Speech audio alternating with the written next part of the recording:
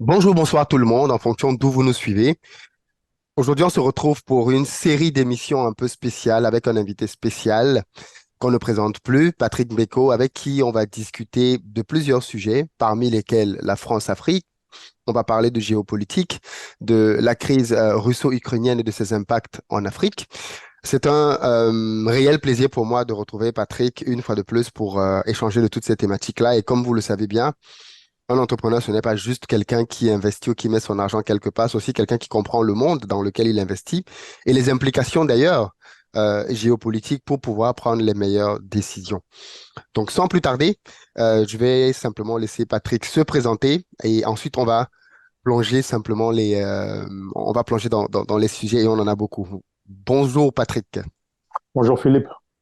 Merci beaucoup une fois de plus d'avoir accepté de te prêter à l'exercice en ligne comme ça de parler de sujets aussi sérieux et aussi sensibles.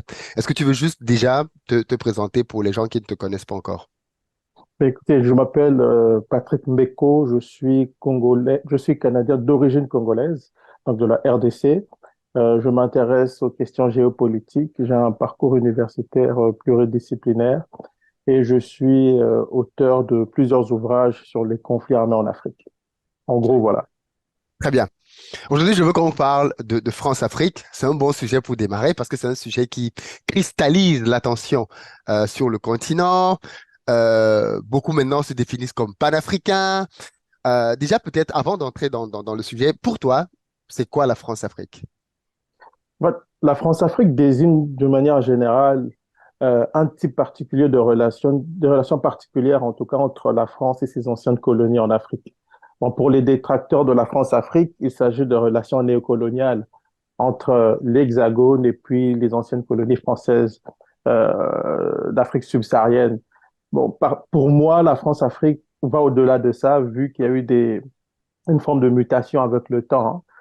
Donc, pour moi, la France-Afrique désigne tout simplement un type de relation particulier entre la France et ses anciennes colonies, des relations qui font la part belle, faut-il le dire, à une certaine élite française, politique et économique, mais aussi une certaine élite africaine.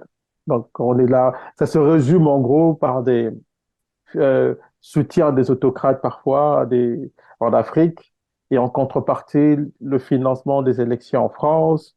Il y a eu des coups d'État aussi, la préservation des intérêts français sur le continent, notamment dans ses anciennes colonies et tout. En gros, ça résume ça. Mais aujourd'hui, on ne peut pas avoir la même lecture qu'on a de la France-Afrique d'hier à la réalité d'aujourd'hui. Alors justement, la France-Afrique, c'est une relation qui a évolué. Est-ce que tu veux juste nous faire un petit brosser rapidement les grandes phases de cette relation et puis conclure avec où on en est aujourd'hui? Comment elle se matérialise? Euh, je te remercie pour cette question. On se tutoie, hein, Oui, oui, bien sûr, bien sûr, bien sûr. parler. Je te remercie pour cette question parce que ça va permettre aussi de débroussailler un peu le débat sur la France-Afrique.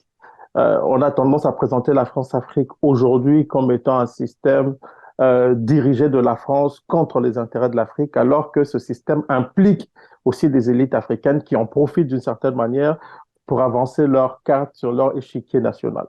Donc, une fois cela étant dit, maintenant on peut revenir sur les grandes phases de la France-Afrique. Moi, je pourrais les subdiviser en trois parties. Il y a la phase d'avant les indépendances et tout ça, où la France dominait ses anciennes colonies. En fait, la France-Afrique en elle-même n'existait pas comme telle parce que c'était la France qui dominait entièrement ses anciennes colonies, donc ses colonies de l'époque. Et vous avez par la suite la période post-indépendance, donc la période qui suit les indépendances, où la France garde la main toujours sur ses anciennes colonies et crée ce système qui deviendra ce qu'on appellera la France-Afrique, qui, faut-il le rappeler, est une expression qui a été utilisée pour la première fois, d'après plusieurs sources, par Houphouët-Boigny. Donc, ça n'a pas été créé par les Français eux-mêmes, mais c'est une expression qui a été créée par Houphouët-Boigny pour, en fait, euh, résumer ce type de relation particulière entre la France et ses anciennes colonies. Et donc, pendant cette époque-là, pendant la période post-indépendance, qui est caractérisée aussi par la guerre froide, la France a la main sur ses anciennes colonies en soutien des dirigeants qui sont dociles et qui soutiennent les positions de la France sur la scène internationale, notamment aux Nations Unies. Et après, vous avez la période de l'après-guerre froide. Donc, à partir des années 90, on observe un changement dans la position de la France en Afrique. Vous avez le discours de la boule, durant lequel François Mitterrand va conditionner le soutien de la France à la démocratisation des États africains. Bon, ce changement de temps n'emmène pas automatiquement un changement de politique à l'égard du système, en tout cas du système, au sein du système France-africain.